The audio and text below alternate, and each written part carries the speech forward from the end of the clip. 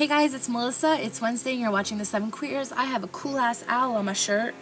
Caw, caw. Is that what they do? No, that's a seagull. I don't know how to do the owl noise. Okay. The topic this week was picked by yours truly. It was actually last week's topic, but nobody posted a video, so I thought, Katie thought that we could just put it for this week, so it's this week. The topic is the lowest point in your life. 2 weeks ago I had a very, very bad week. And I thought that, that should maybe be the topic. Get a little emo, get a little sad.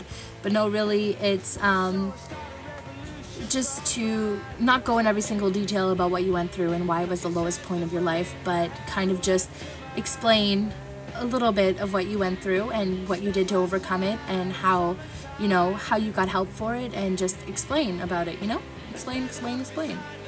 And if you guys have ever been through the lowest point of your life so far, I don't want to sound pessimistic, but everybody's going to go through high and lows in life, and you might think this is the lowest of the low, but I'm sure there's more to come for everybody. Obviously, me too. I really don't want to sound like, pessimistic Sally, but it's the truth. You think that it can't get any worse, and sometimes it does, but just remember that when you feel like you're at one of the lowest points in your life, or if you've hit rock bottom, just know that you can't go down anymore. There's only going up. So that's positive about that. That's one positive thing about hitting rock bottom. So the lowest point in my life was when I was in grade 11. I don't know why I felt the need to tell you guys what year I was in. Just thought I would. So far that has been the lowest point in my life. I remember exactly what month it was. It was in December. What had went down, there's a lot of things that had went down in that month, and I'm not going to go through with all of them, but it had been the anniversary of my friend who passed away.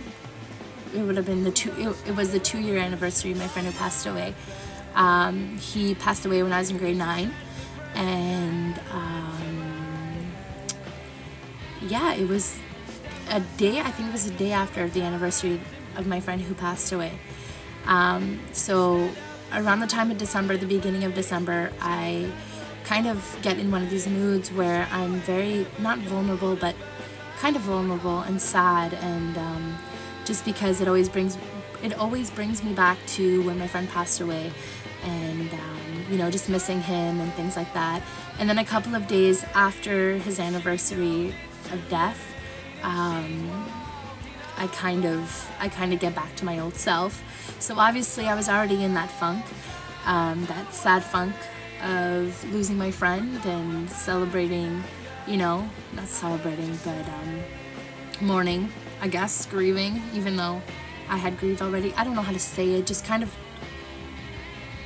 I don't know why I said celebrating. Just kind of, in that funk of losing my friend and coming to terms with it. Every year it's a new thing, coming to terms with it.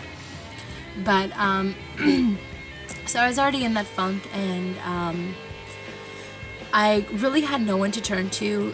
When I was in high school, I hung out with the popular crowd and the in crowd, and I didn't want them to know what was going on in my personal life. They obviously knew that I was struggling with my friend's death. Some of them in that crowd were also struggling with that person's death because he did go to our school.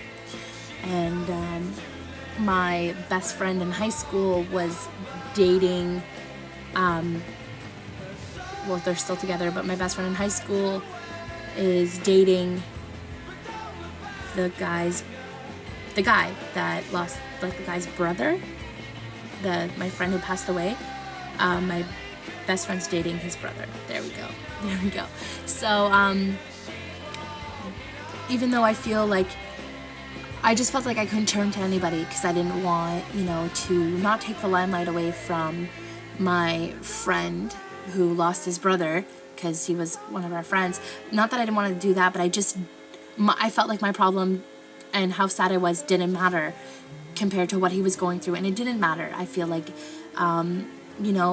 he was going through way more than I was, so I didn't even think there was a point talking about what I was going through. Anyways, so I was already in the funk for that.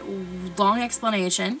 And a couple of days later, I had found out that my brother was schizophrenic. For everybody who is small-minded and immediately thought to themselves, oh, wow, her brother's crazy, please just close the screen, because my brother is not crazy. My brother is the nicest person you could ever meet in your life. He will give you, like, if it was snowing outside and it was fucking freezing, he will give you the coat off his back to keep you warm. He is a big bear, and he's so amazingly nice. He's very, very nice. My brother has a mild case of schizophrenia, and when he doesn't take his medication, he's not, you know, Martin. His name's Martin. He's not my brother. He's not himself. But when he takes his medication, he's back to the way he used to be, and he acts like he used to be before he got sick. And yeah, so I had also found out that my brother was schizophrenic, and I had nobody to talk to about that because my parents were so concerned about helping with my brother, and I didn't want to bother them with anything. I didn't want to feel like my problems, you know, I didn't want to make my problems bigger than what my parents and my brother had to go through.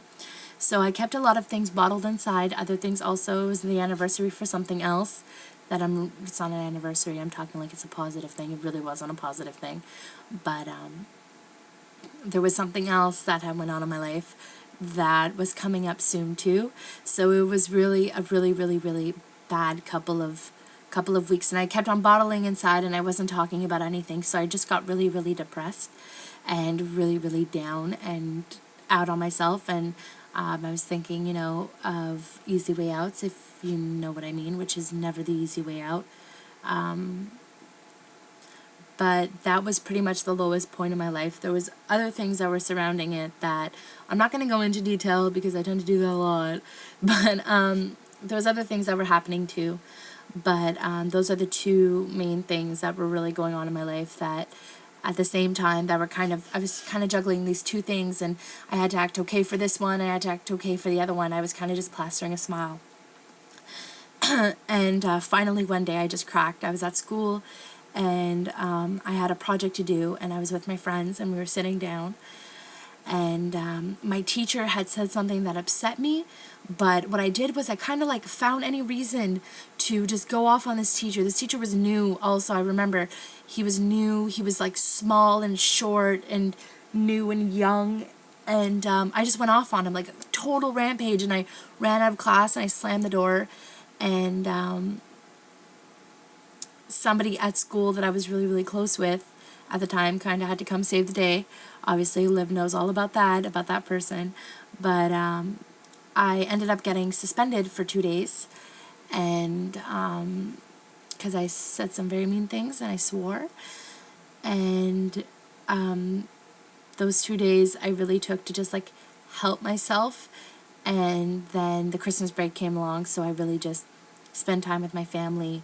And my brother was still in the hospital, but I went to go visit my brother, and that's when my parents kind of decided that I really needed somebody to talk to, and I got help for it. And so the people, and I ended up, you know, being honest with my friends and my best friend's boyfriend and telling him, you know, how I was feeling about, his name was Mish, my friend who passed away, how I felt about Mish's death with him, and we were just talking and reminiscing, and he's like, I don't know why you didn't tell me before. So through all of that bull crap that I went through, I realized that it's not good to bottle things inside, because, you know, you can push it. It's like a balloon. You can blow, it's like pushing everything in, and then all of a sudden one day you're just gonna pop. You're gonna pop. And when you pop, it's gonna be, it's gonna come out all at once, and it's gonna come out in the worst possible way. So I learned from that to never keep things inside. And yeah, so that's what went on in my life. That was the lowest point in my life.